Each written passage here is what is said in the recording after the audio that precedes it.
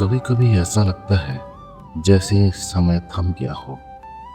हर दिशा में अंधेरा, हर रास्ता बंद, हर इंसान दूर। सब कुछ करने के बाद भी जीवन जैसे वहीं का वहीं ठहरा हुआ है। ऐसे वक्त में अगर कोई कहे निश्चिंत रहिए, तो मन कहता है कैसे। पर अगर ये शब्द श्री कृष्ण के हों तो फिर सब कुछ बदल जाता है। वक्त बदलता है और साथ ही बदलते हैं हालात, रिश्ते, भावनाएं और लोग। जिस प्रकार मौसम आते जाते रहते हैं, उसी प्रकार सुख दुख भी आते जाते रहते हैं। इनसे हमें घबराना नहीं चाहिए, डगमगाना नहीं चाहिए, क्योंकि जो थमा नहीं वो फिर से बह सकता है। अब बात आती है साथ की। कभी ऐसे लोग मिलते हैं जो हर मोड़ पर साथ रहते हैं, चुपचाप बिना शोर किए। और फिर कुछ ऐसे भी होते हैं जो बस अपने मतलब तक साथ चलते हैं। श्री कृष्ण स्पष्ट कहते हैं, जो हर समय साथ खड़ा रहता है उसका हाथ कभी मत छोड़िए, और जो समय पड़ने पर दूर हो जाए उसकी ओर दोबारा मुड़कर मत देखिए। जीवन आगे बढ़ने का नाम है, पीछे देखने से रास्ते नहीं खुलते। रिश्ते मन से बनते हैं, शब्दों से नहीं। संबंध निभाने के लिए केवल बड़ी बातें करना पर्याप्त नहीं होता, बल्कि एक दूसरे के भाव को समझना ही पर्याप्त होता है। कभी कोई कुछ नहीं कह पाता, फिर भी बहुत कुछ कहना चाहता है। वही संबंध टिकते हैं जहां बिना कहे सब कुछ समझ में आ जाए। कभी कोई जीत कर भी खाली रह जाता है और कोई हार कर भी मुस्कुराता है। जिस व्यक्ति को हार और जीत से कोई विशेष प्रभाव न पड़े, वह दूसरों की सफलता में भी प्रसन्नता का अनुभव करता है। ऐसे व्यक्ति अंदर से पूर्ण होते हैं, उसे कुछ भी साबित करने की जरूरत नहीं होती।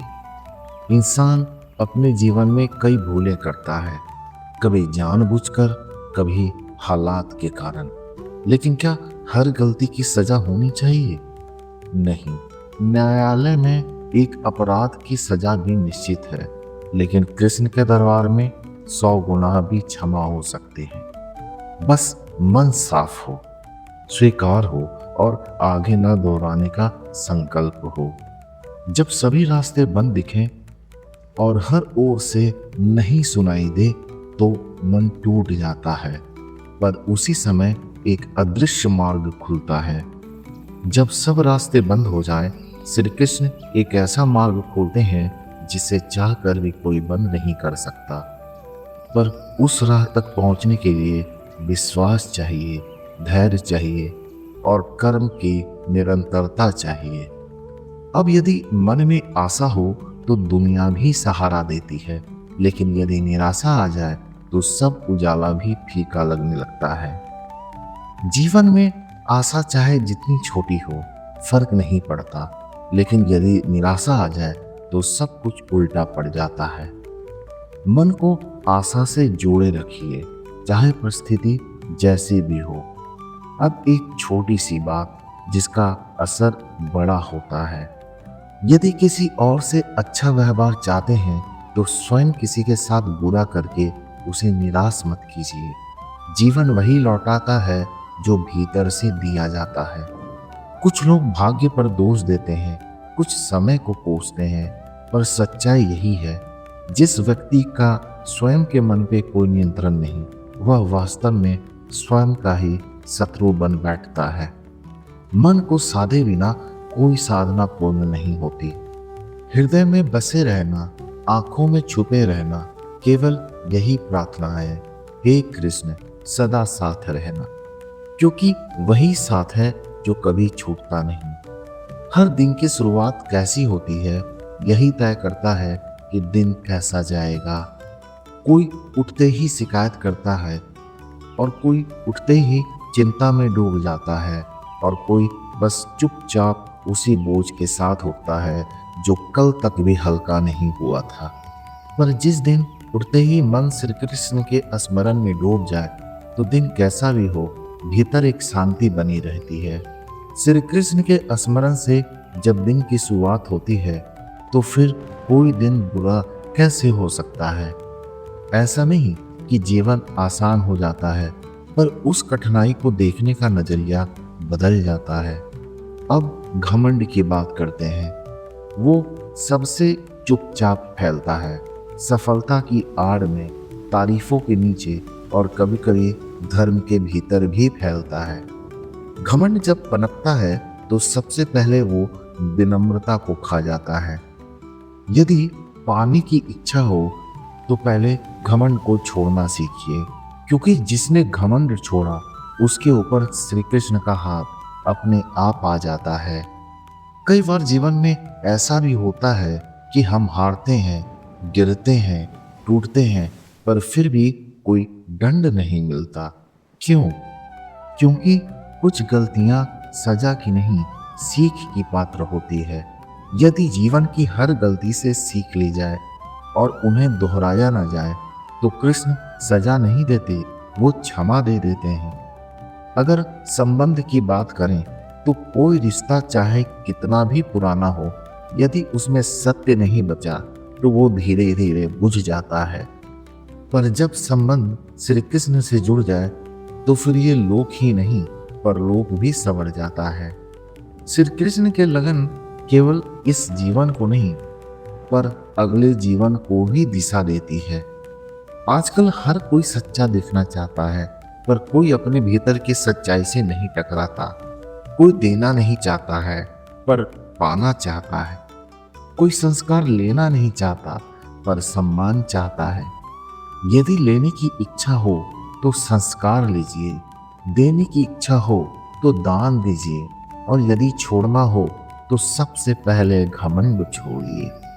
एक समय ऐसा आता है जब सब कुछ खोने जैसा लगता है, रिश्ते भी, सहारा भी, उम्मीदें भी।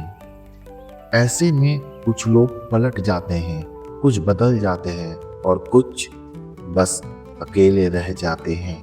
लेकिन कई भाग्यशाली होते हैं जिनका हाथ श्री कृष्ण थाम लेते हैं। मतलबी दुनिया ने विपरीत समय में नजर फेरी, लेकिन जब कृष्ण ने मेरा हाथ थामा तो मेरी किस्मत बदल गई। अब बात करते हैं उस एक बात की जिसे सबसे ज्यादा नजरअंदाज किया जाता है, मन की स्थिति। मन छोटा भी होता है, मन बड़ा भी होता है, पर जब मन टूटा हुआ हो तो आशा का दिया बुझ जाता है, और जहां आशा बुझी वहां जीवन की सारी रोशनी भी कम हो जाती है। मनुष्य के जीवन में आशा चाहे जितनी भी हो उससे फर्क नहीं पड़ता, परंतु यदि निराशा आ जाए तो सब कुछ उलट जाता है। तो अब प्रश्न ये नहीं कि दुनिया कैसी है, लोग कैसे हैं, परिस्थिति कैसी है। प्रश्न ये है कि क्या अब भी भीतर श्री कृष्ण के लिए कोई स्थान है? यदि हाँ, तो शेष सब कुछ संभव है। कभी कभी जीवन सब कुछ छीन लेता है, वो भी जो मेहनत से पाया था, जो वर्षों से संजोया था और जो दिल से चाहा था।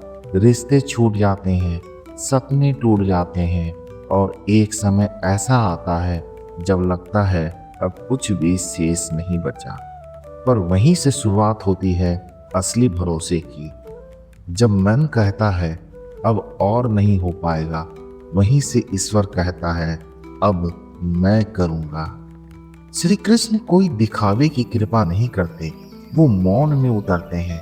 धीरे धीरे भीतर भीतर वो सहारा बनते हैं जहां सब छोड़ जाते हैं। जब सब रास्ते बंद हो जाएं, तो श्री कृष्ण एक ऐसा रास्ता खोलते हैं जिसे चाहकर भी कोई बंद नहीं कर सकता। बस एक बात चाहिए, मन का समर्पण। कई बार मन रोता नहीं, चुप हो जाता है। बाहर सब कुछ सामान्य लगता है, पर भीतर से इंसान बिखर चुका होता है। ऐसे में कोई पूछता भी नहीं तू ठीक है, और शायद यही सबसे बड़ा खालीपन है। पर जो व्यक्ति उस चुप्पी में भी श्री कृष्ण को पुकार लेता है, उसके भीतर धीरे धीरे कई नई ऊर्जा जन्म लेती है। एक ऐसी ऊर्जा जो बिना शोर के सब कुछ बदल देती है। कई बार लगता है श्री कृष्ण से जुड़ने का अर्थ क्या है। कुछ लोग सोचते हैं प्रार्थना, माला, भजन बस इतना काफी है। पर जुड़ना वहां से शुरू होता है जहां सत्य स्वीकार हो, और वहां समाप्त होता है जहां स्वार्थ समाप्त हो। श्री कृष्ण को पुकारना आसान है, लेकिन उन्हें भीतर उतरने देना, उसके लिए खुद को खाली करना पड़ता है। अब एक और सत्य, तू जो चाहे कुछ भी कर ले, जितना भी दूर चला जाए, जितनी भी गलतियां कर ले, यदि तू सच्चे मन से लौटे तो श्री कृष्ण कभी मना नहीं करते। न्यायालय में एक गुनाह की भी सजा तय है, पर मेरे द्वारकाधीश के दरबार में 100 गुनाह भी क्षमा हो जाते हैं, क्योंकि वहां न्याय से पहले करुणा है। और जब जीवन की रात गहरी हो जाए, तब कृष्ण को मत बुलाओ कि मुझे बचाओ, बल्कि बस इतना कहो, अब तुझ पर छोड़ता हूँ, जैसा भी हो तू संभाल ले। क्योंकि आत्मसमर्पण वहीं से शुरू होता है जहां अपना होना समाप्त होता है। कई लोग सोचते हैं अब जीवन में कुछ नया नहीं हो सकता, जो गया वो लौटेगा नहीं, जो टूटा वो जुड़ नहीं पाएगा। लेकिन श्री कृष्ण की दृष्टि में कोई अंत पूर्ण नहीं होता। जहां मन टूटता है वहीं श्री कृष्ण कहते हैं अब मैं साथ हूं, अब आगे बढ़। पुनः निर्माण कोई शोर से नहीं होता, वो धीरे धीरे होता है, जैसे बीज मिट्टी में दबा हो और भीतर से फूटने का इंतजार कर रहा हो। अगर हर दिन की शुरुआत श्री कृष्ण के स्मरण से हो तो सबसे पहले संकल्प जगता है। श्री कृष्ण के स्मरण से जब दिन की शुरुआत हो तो फिर दिन व्यर्थ नहीं जाता। ये स्मरण कोई रटने का अभ्यास नहीं, बल्कि अपने भीतर उतरने की प्रक्रिया है। धीरे धीरे जब मन उनसे जुड़ता है तो आत्मा अपने आप शुद्ध होने लगती है। तब किसी को कुछ सिद्ध करने की जरूरत नहीं पड़ती, तब स्वयं ही दृष्टि स्वयं का मार्ग बन जाती है। पर यह सब तब संभव होता है जब भीतर का घमंड टूटे और भीतर से समर्पण जागे। क्योंकि जब तक भीतर में मैं बना रहता है, श्री कृष्ण प्रवेश नहीं करते। यदि सिर झुकाना ही है तो केवल श्री कृष्ण के चरणों में झुकाइए, क्योंकि वही हाथ पकड़कर पतन से बचा सकते हैं। कई बार मन कहता है अब जीवन में कोई आशा नहीं, पर श्री कृष्ण की कृपा वहां भी पहुंच जाती है जहां इंसान खुद से मुंह मोड़ चुका होता है, क्योंकि वो इस संसार के नहीं अंतरात्मा के रक्षक है। अब ये मत पूछिए कैसे जुड़ें, बस इतना जानिए हर सुबह, हर सांस, हर दुख में एक बार भीतर से कहिए, हे कृष्ण, अब तेरे साथ चलना चाहता हूँ, जो हुआ सो हुआ, अब शेष जीवन तुझसे जुड़कर जीना चाहता हूँ। फिर चाहे जैसी भी परिस्थिति आए, आप अकेले नहीं होंगे। श्री कृष्ण से लगाव केवल इस जीवन को नहीं, परलोक तक को संवार देता है। और यह कोई कल्पना नहीं, हर उस व्यक्ति की सच्चाई है जिसने जीवन के अंतिम छोर से कृष्ण को थामा और नए आरंभ की ओर बढ़ा। अब जीवन के निर्णय किसी डर या मोह से नहीं, बल्कि इस भाव से हो, अब मैं वही करूंगा जो धर्म है, चाहे मुझे कितना भी त्याग क्यों न करना पड़े।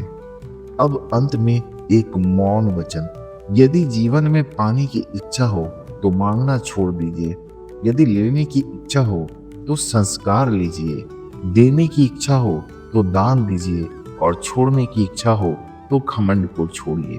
और यदि सच में पाना है तो श्री कृष्ण का हाथ सिर पर पाइए। अगर इस वाणी ने आपके भीतर कोई हलचल पैदा की हो तो इसे अपने तक मत रखिए, टिप्पणी में लिख लिए, श्री कृष्ण अब मेरे साथ हैं, और इसे उन तक पहुंचाइए जो आज टूटे हुए हैं, जो भूल चुके हैं कि जीवन फिर से शुरू किया जा सकता है। ऐसे ही गहन, सत्यपूरक और आत्मा को छू जाने वाली बातों के लिए चैनल से जुड़िए और इसके सदस्य बनिए, और इस वाणी को आगे बढ़ाइए। क्योंकि श्री कृष्ण से जुड़ना केवल श्रद्धा नहीं, पूरा जीवन बदलने का निर्णय है। जय श्री कृष्णा। राधे राधे।